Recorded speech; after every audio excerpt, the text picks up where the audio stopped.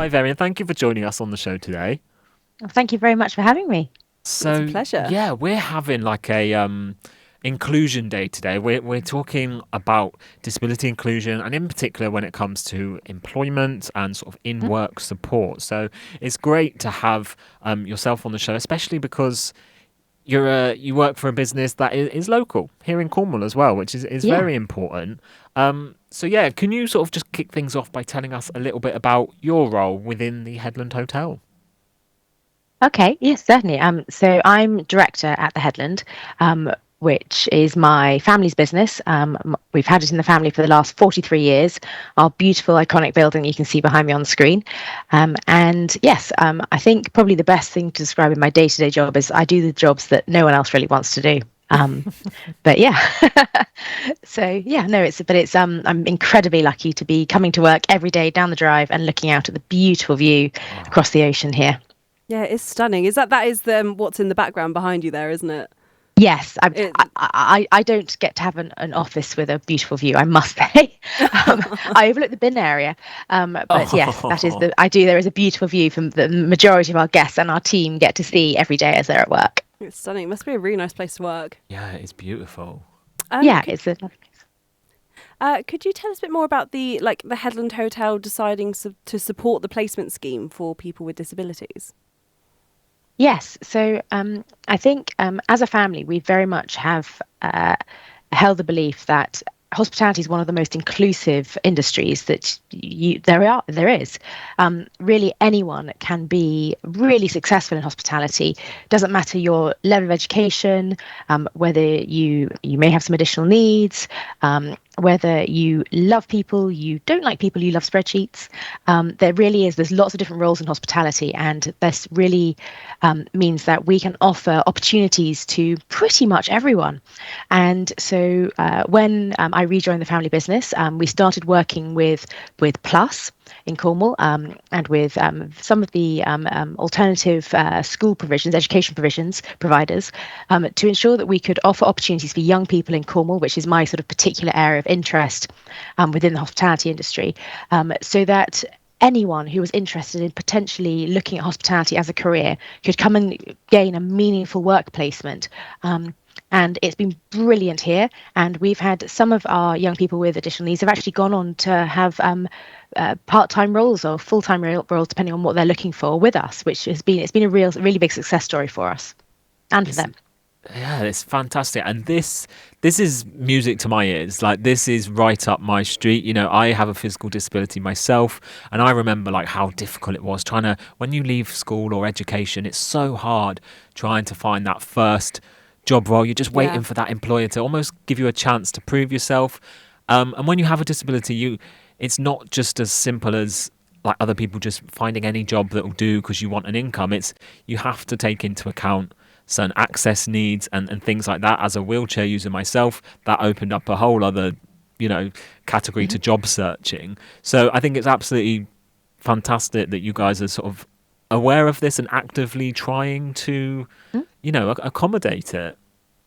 Yes, we have at the moment we have 9 students with additional needs who come on various different days, sometimes with a support worker to come and just try their hands at various duties, jobs, and yeah, our aim is that hopefully that at the end of the year we can have encouraged some of those young people to maybe consider an apprenticeship in hospitality, and or a part-time role is a full-time role. So yes, really trying to show young people that particularly those with a disability that hospitality is incredibly welcoming.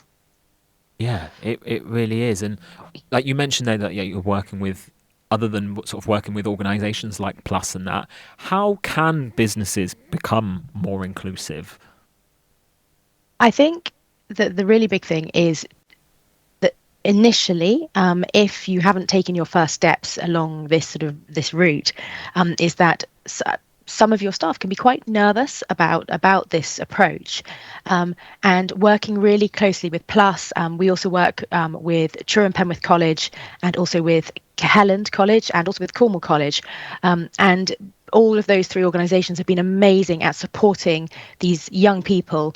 Um, into our workplace, and really helped to help the existing team to understand how they could support someone to in those first few days they're with us, reminding them of how nervous they were when they first started with us, and sort of how if you then maybe also have an additional need or maybe have a disability, those nerves can be amplified, and so sometimes it's just a case of being even more encouraging, even more supportive, just so that people understand that we're not a scary place. I mean, our building is pretty intimidating for anyone coming for an interview, and so it's been quite good for everyone to just really rethink about how nervous they were when they first started working here.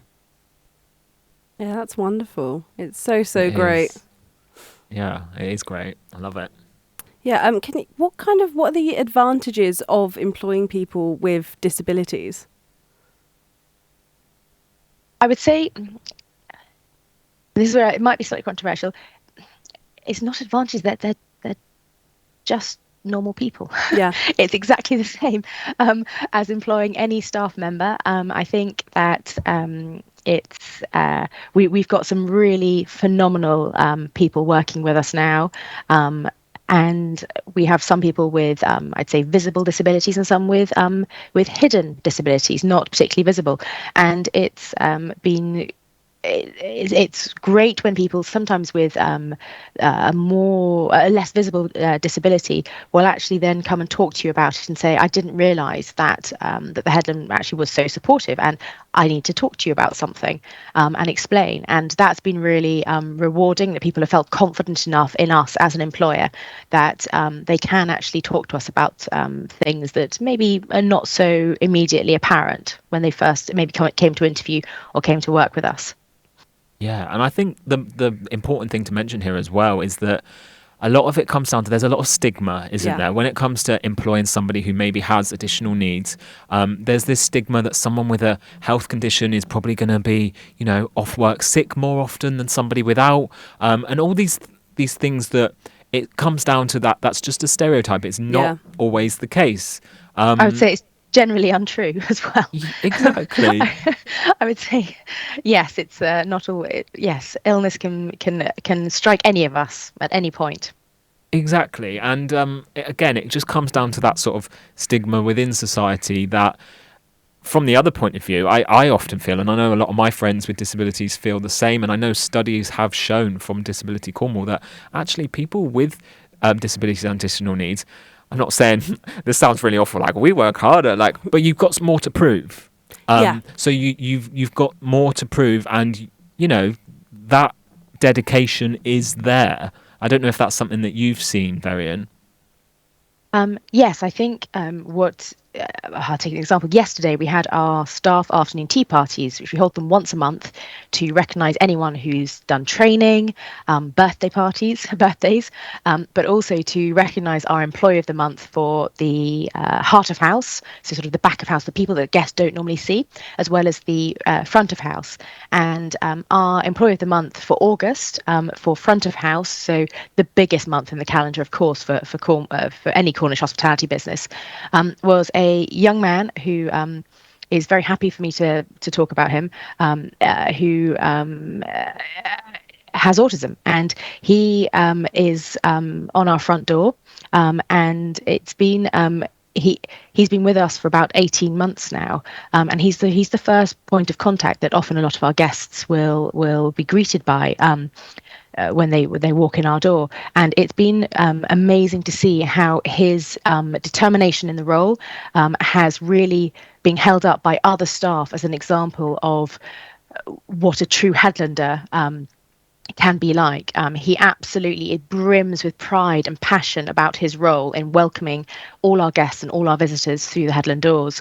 And he was then recognised this by all the team members, voted by them for Employee of the Month, for our busiest month of the year, because of his amazing achievements in welcoming guests. And it's been also lovely with him taking such a very front and centre role in our team. We've had guests now who have written to us to say that they didn't think they could maybe come to a 5-star hotel with their young children, their child who might have some additional needs or some sensory processing challenges. But with coming and meeting the team here at the Headland, they've realised they can, and they've brought their children for the most amazing holidays, which is really lovely to see, because I'd hate to think that someone thought they couldn't go somewhere because of that. Yeah, it's lovely having team members that they have more of an understanding, I guess. Obviously, everyone in your team probably does. I'm no doubt about that.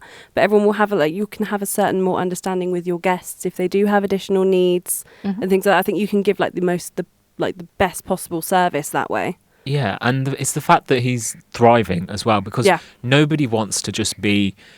We talk about diversity when it comes to recruitment. Nobody wants to just be employed to be a tick box. We are a diverse company. No. You need to employ someone who's going to bring something to your company. And ultimately, it must bring you so much joy to see his confidence growing, because not only are you benefiting from this, he is also personally, benefiting in confidence and just enjoying his work.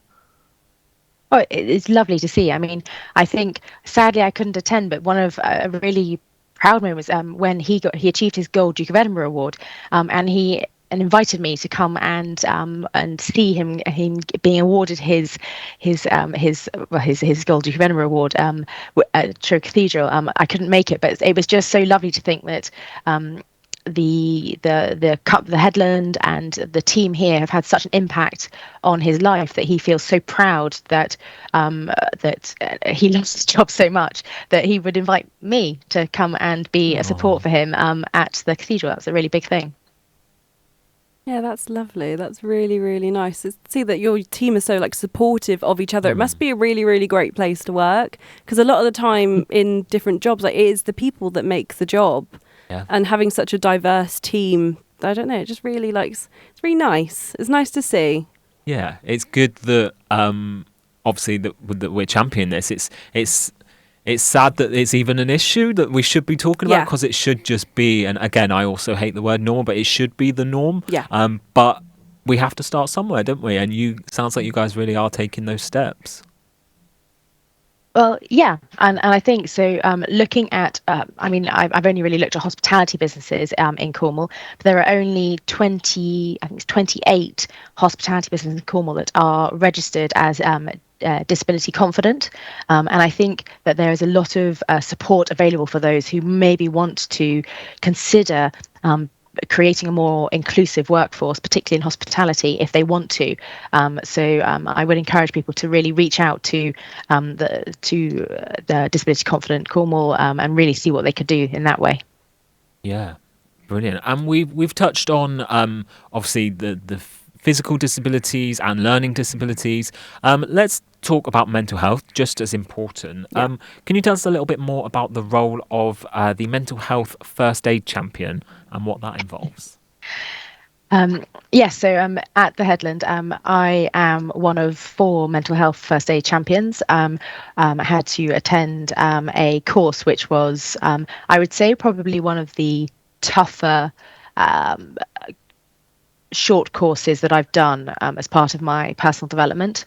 And it's been, we decided to take the approach that we'd have 4 different people through the organisation, from someone at board level, so that there was always someone that could go and find someone to talk to.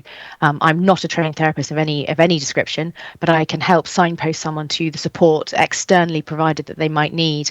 And it's been great to see the mental health awareness across our team really growing. And in fact, we've actually got, I think it's 6 of our team members doing a mental health first aid course tomorrow, ranging from duty managers down to I think 2 spa therapists, a real mixture of team members, so that we can really try and encourage our team here to be much more open about any mental health struggles that are happening, so that hopefully we can provide the support needed before it becomes a crisis situation. Yeah, definitely. That's really, really good, especially to have these first aid champions in all levels of the business, because someone may not feel too comfortable speaking to someone that's really high up, and things like you can just chat to your manager, just tell them what's kind of going on. Yeah. And yeah, it's just it's so much better. It It's such is. a It's having a nice way safe to work. space, isn't it? It's Yeah. that safe space where you feel like you can reach out or speak if you need a little bit of extra support. Yeah. Well, we're hoping to get all of our heads of departments, so all of our sort of managers, who to be mental health first aid trained, because other than so team members coming to speak to a first aid champion, mental health first aid champion, we also need to make sure that there's support within the organisation for those who have been trained to be able to talk to each other as well, because sometimes it can be very challenging when someone has come and disclosed something to you that is quite serious in nature, and you need to be able to have someone that you can actually talk about it with. Otherwise, it can become quite challenging for yourself. Yeah, it can. And I think that's actually one of the joys, I suppose, of working in the hospitality business, that there's so many different departments that you can almost find what works best for Yeah. you as well. Like, that's great. You know, whether you want to work within housekeeping or the kitchen or front of house admin, there's lots of opportunities there, isn't there? Yes, and I mean, my parents always said that it doesn't matter what you're good at, there'll be a job in hospitality that will allow you to shine. And I think that's very true. And we employ a lot of young people here at the Headland, sort of aged 14 upwards on summer placement schemes. And it's been really interesting to see how someone might believe that they have an interest in one particular area, but when they're in as complex an operation as the Headland is now, they can actually move around and suddenly find out that actually, maybe they actually really do like working out in one of the restaurants or as a chef. So we can get, because we're big enough now to be able to offer that sort of opportunity to young people to be able to try and experiment in other departments. Yeah. I think we need to go down Bryna for lunch, Yeah, just we for do. research purposes. You Yeah. know? Come say hi. You know? Definitely, I'd love that. That'd be great. So we're talking about being like disability confident employers. What would you say to other employers when it comes to recruiting inclusion? This is, what a question. I know it's a big one there. Thanks. I think it's about being confident from top down, bottom up in the organisation, that there are no barriers to someone joining your team. I think if we do have someone with a disability or additional needs that we haven't got experience of, we're very open to say, we're not quite sure how this might play out. Can we talk to you more about it? And we're very open about that. And I think that's where we have had some really brilliant success stories with particularly the young people, where we have adapted things in collaboration with them, rather than just saying, well, no. Really, it's been quite good to be very open, particularly with maybe a young person's parents, and they've helped us and made some suggestions. And again, as I said, with Headland and with the colleges and with Plus, they've been brilliant at helping us to support people into roles, so that we can really make it a success. Yeah, it's kind of all about like asking questions and then asking the right questions and then adapting when when you know. And have you had to like adapt your recruitment process at all?